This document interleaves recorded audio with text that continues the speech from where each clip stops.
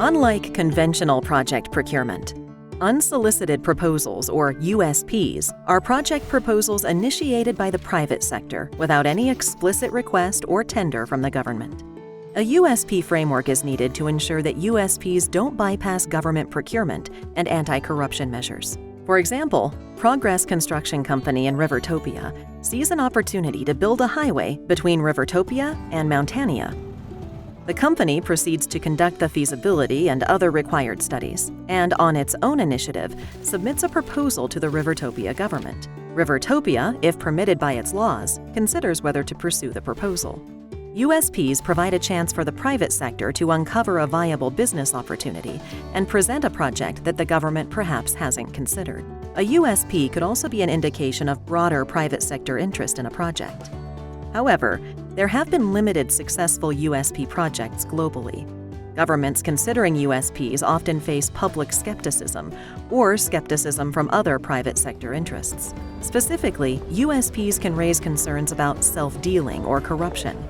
Public perception and lack of transparency can be fatal to USP's success.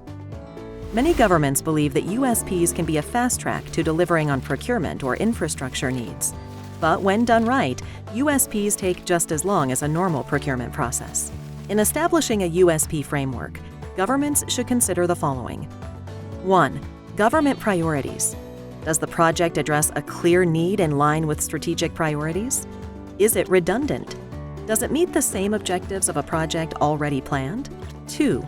Value for money and affordability. What are the net economic benefits? Is the cost reasonable and can the government afford it? Is there a reasonable return on investment? 3. Agency bandwidth and evaluation process. Does the government have the technical and personnel capacity to evaluate proposals?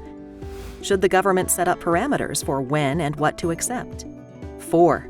Competition. Will there be competition with multiple bidders or direct negotiation with one sole proponent?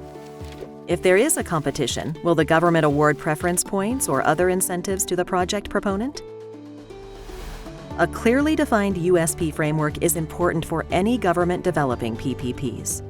Whether the policy is to prohibit USPs, to accept them only under certain circumstances, or some other mechanism to encourage innovation and market interest, it's critical that governments establish a mechanism to prevent faulty proposals from inundating their procurement agencies.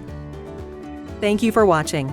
Learn more about PPPs and explore the other resources on our PPP webpage at cldp.doc.gov/PPP.